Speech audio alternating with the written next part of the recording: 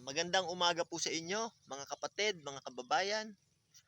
Yung kaibigan po natin na pinuntahan natin kagahapon na may-ari ng mga libro, binigyan po tayo ng Biblia. Yan po mga kapatid, oh. Nagbigay po siya ng Biblia, nagbigay pa po siya ng concordance ng Biblia. Ito, siguro mahal tong libro na ito. Binigyan niya ako mga kapatid, para daw sa aking pag-aaral sa Biblia. Makakatulong ito. Binigyan niya ako ng bagong Biblia. Yan mga kapatid, bagong-bago. Tagalog English siya. Magandang balita Biblia.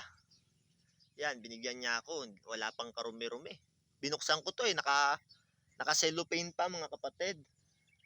Tapos binigyan niya rin ako ng Bible Dictionary. Yan Teacher's Edition. FNN MA Pelubert 440 illustration. WM Smith LLD Bible Dictionary. Grabe ganda Luma na rin siya mga kapatid. Maganda yung kanyang nasa loob. Marami kang aral na matututunan dito. Patungkol sa mga concordance din ng Biblia. Merong mga picture sa loob.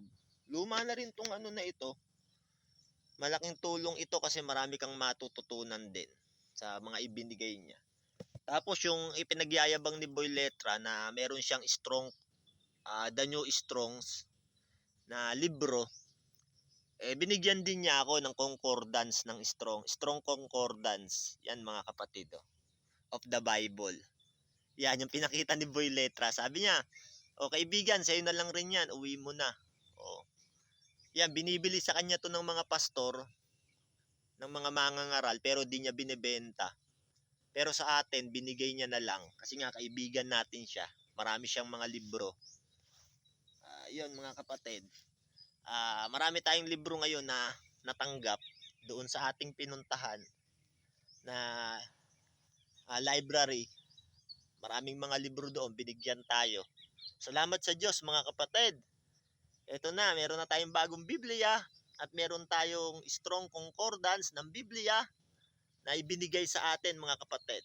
Makakatulong ito sa ating panibagong pag-aaral para sa ating pakikipagdigma laban sa Espiritu, Efeso 6:12. Sapagkat ang ating pakikipagbaka ay hindi laban sa laman at sa dugo, kundi laban sa buong sandataang espiritual na hindi nakikita mula sa himpapawid. Gabain ang may maling pananampalataya at isulong ang totoong aral ng Biblia. Salamat sa inyo mga kapatid.